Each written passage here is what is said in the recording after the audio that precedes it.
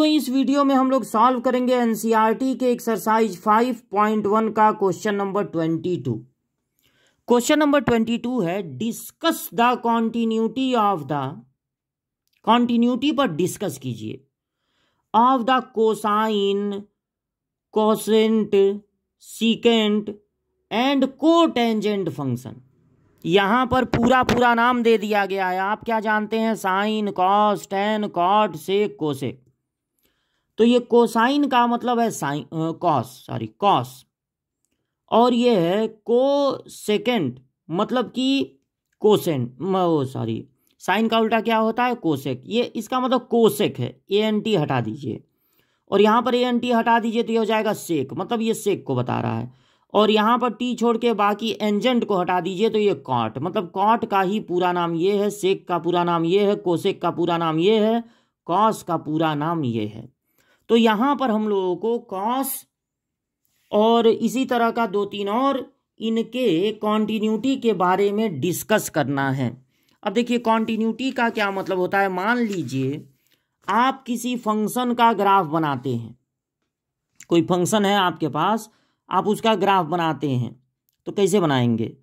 उसमें x की value -1, 0, +1 या यहाँ 2 कर दे रहे हैं, -1, -2, 0 रखेंगे उस फंक्शन में x की वैल्यू और देखेंगे y की वैल्यू क्या मिल रही है।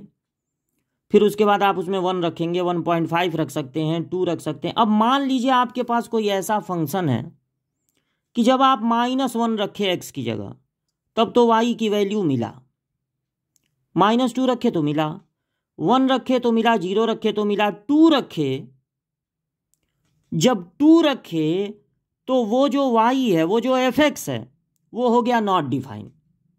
तो यानी 2 रखने पर y की वैल्यू मिली ही नहीं। तो जब नहीं मिली तो यहां पर ग्राफ बन नहीं पाएगा, पेन उठाना पड़ेगा। और जब 2.1 रखे फिर मिला, 2.2 पर भी मिला, 3, 4, 5, 6 सब पे मिलता चला जा रहा है, तो ग्राफ बनता चला जा रहा है। अब फिर क्या हुआ? 6.5 जब रखे, जब उस फंक्शन में 6.5 रखे मान लीजिए, तो फिर ऐसा हुआ कि y की वैल्यू, फंक्शन की वैल्यू मिली ही नहीं। तो आपको फिर 6.5 पे पेन उठाना पड़ेगा। अब जब 6.6 रखे तब मिला, 6.7 रखे तब मिला, तो फिर ग्राफ बनना शुरू हो जाएगा। तो हम ये कहेंगे कि ये जो हमारा ग्राफ है वो 2 पर और 6.5 पर डिसकॉन्टिन्यूअस है। जहां जहां ग्राफ में ब्रेक आ जाए, जहां जहां आपको पेंसिल या पेन उठाना पड़ जाए, उन पॉइंट्स को हम कहेंगे कि वो पॉइंट ऑफ डिसकॉन्टिन्यूटी है। तो अगर आपका फंक्शन है cos x, ये जो पहला वाला है वो आपका फंक्शन है cos x, जो दूसरा वाला है वो आपका फंक्शन है कोसेक x, जो तीसरा वाला है अभी नहीं लिख रहा है, मान लीजिए इतना जगह ना हो पाया तब। तो पहले 2 ठो समझिए। देखिए cos x lie from -1 to +1। देखिए cos जो होता है वो हमेशा कहां से कहां तक उसकी वैल्यू हो सकती है? -1 से +1। अब नंबर लाइन पे मान लीजिए यहां पर 0 है, यहां पर मान लीजिए -1 है और यहां पर +1 है। तो cos के साथ आप 1 डिग्री का एंगल रखिए या 1 करोड़ डिग्री का रखिए, -1 डिग्री का रखिए या -1 करोड़ रख दीजिए, cos की वैल्यू कभी भी 1 से बड़ी नहीं हो सकती और कभी -1 से छोटी नहीं हो सकती। जब 1 के बहुत आगे बहुत आगे बहुत आगे जाएंगे तो मिलेगा इन्फिनिटी। जब -1 के बहुत पीछे बहुत पीछे बहुत पीछे जाएंगे तो मिलेगा -इन्फिनिटी। अगर cos की वैल्यू चाहे cos x हो, चाहे cos 2x हो, चाहे cos 14x हो, मतलब cos है अगर, तो उसकी वैल्यू सिर्फ होती है -1 से +1। यानी cos कभी भी प्लस इन्फिनिटी नहीं हो सकता, कभी भी माइनस इन्फिनिटी नहीं हो सकता, यानी कॉस की वैल्यू कभी भी नॉट डिफाइन नहीं हो सकती। कॉस की वैल्यू कभी भी नॉट डिफाइन नहीं हो सकती, इसलिए cos x is a continuous function. समझे, कॉस कैसा फंक्शन होता है? Continuous function for every real number, यानी कॉस कभी भी डिसकॉन्टिन्यूअस नहीं होता। अगर आप कॉस का ग्राफ बनाएंगे, कहीं पेन उठाना नहीं पड़ेगा, एकदम लगातार बनाते चले जाइए, पेन का इंक खत्म हो जाएगा लेकिन पेन को कभी उठाना नहीं पड़ेगा। तो कॉस जो होता है वो कॉन्टिन्यूअस फंक्शन होता है फॉर एवरी रियल नंबर।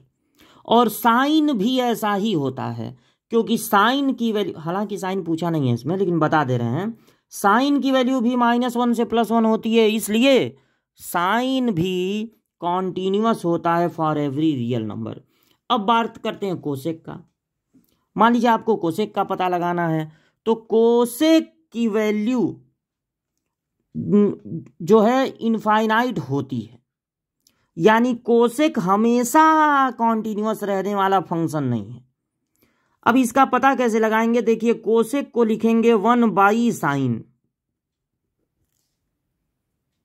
और ये देखेंगे कि भाई जो अपान में है वो 0 ना हो, क्योंकि अगर ये चीज 0 हो गया, sine x should not be equal to 0, क्योंकि ये डिनोमिनेटर में है ना, sine x should not be equal to 0, sine x 0 नहीं होना चाहिए, यानी कि एक्स नहीं होना चाहिए।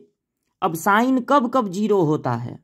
जब जब, अब देखिए आप फर्स्ट ईयर में पढ़े होंगे, जब साइन की वैल्यू 0 हो, मतलब यहां थीटा कर दे रहे हैं, जब साइन की वैल्यू 0 है तो थीटा की वैल्यू होती है n पाई, जहां पर n क्या है? एक इंटीजर है, मतलब 0, -1, -2, -3, +1, +2, +3। साइन की वैल्यू कब 0 होती है? जब n पाई हो। अब n की वैल्यू मान लीजिए 0 रखेंगे तो साइन 0 की वैल्यू 0 होती है, 1 रखेंगे तो पाई बचेगा, साइन 180 की वैल्यू 0 होती है। मतलब साइन नहीं होना चाहिए 0, मतलब कि x नहीं होना चाहिए n पाई। x क्या नहीं होना चाहिए? n पाई, वेयर n इज इंटीजर। इसका मतलब है कि cosec x will be continuous at every real number, उसमें से निकाल दीजिए n पाई को, जहां n एक इंटीजर है। मतलब हर रियल नंबर पे आपका ग्राफ बनता जाएगा बनता जाएगा बनता जाएगा, लेकिन जैसे ही n पाई आएगा, n पाई का मतलब हो गया 0, फिर उसके बाद 180, फिर 360, तब जो है ये कोसेक का जो फंक्शन है वो नॉट डिफाइन हो जाएगा, यानी कि पेन उठाना पड़ेगा, मतलब डिसकंटिन्यूअस हो जाएगा। यानी cosec x will be continuous at every real number except n पाई। इसके बाद आपका क्या है? सेक। इसके बाद है आपका तीसरा वाला फंक्शन है सीकेंट, मतलब सेक थीटा, यानी सेक एक्स। अब सेक देखिए क्या है, सेक होता है 1/cos, ठीक है। तो इसका मतलब है कि सेक के लिए कॉस की वैल्यू, मतलब सेक को कॉन्टिन्यूअस होने के लिए जरूरी है कि कॉस की वैल्यू 0 ना हो, क्योंकि अपान में 0 आ जाएगा, नॉट डिफाइन हो जाएगा।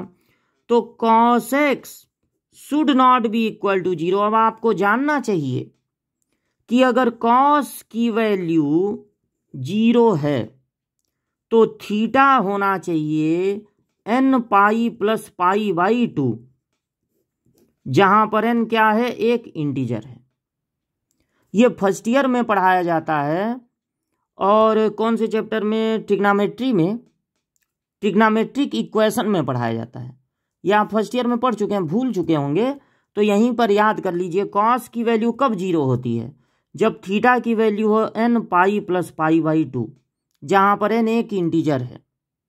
तो कॉस की वैल्यू नहीं होनी चाहिए 0, यानी x की वैल्यू नहीं होनी चाहिए इतना n पाई प्लस π/2, इसका मतलब है कि sec x will be continuous at every real number, बस उसमें से निकाल दीजिए n pi plus pi by 2, जहां पर n एक इंटीजर है। जब जब ये आएगा तब तब पेन उठाना पड़ेगा, बाकी जगह उसका ग्राफ पूरा कॉन्टिन्यूअस बनेगा।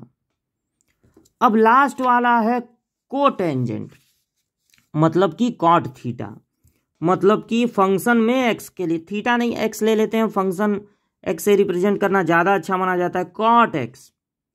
और कॉट होता है कॉस बाई साइन। ऊपर वाली चीज जीरो हो कोई दिक्कत नहीं है, ऊपर जीरो होने से थोड़ी ना नॉट डिफाइन हो जाएगा, यानी साइन एक्स इसमें भी नहीं इक्वल होना चाहिए जीरो के, यानी एक्स नहीं इक्वल होना चाहिए एन पाई के। इसका मतलब है कि cot x will be continuous at every real number, बस उसमें से निकाल दीजिए एन पाई, जहां एन एक इंटीजर है। मतलब कोसेक वाला और कॉट वाला आंसर सेम रहेगा, जो कोसेक वाला है वही कॉट वाला आंसर भी रहेगा, सेक वाला आंसर अलग रहेगा। सेक वाला आंसर टेन वाले आंसर से मैच करेगा, क्योंकि टेन होता है कॉस साइन बाई कॉस। तो जो सेक का है डिसकॉन्टिन्यूटी या कॉन्टिन्यूटी में, वही टेन का भी होगा, और जो कॉट का है वही कोसेक का भी होगा। तो ये है आपका क्वेश्चन नंबर 22 का सॉल्यूशन।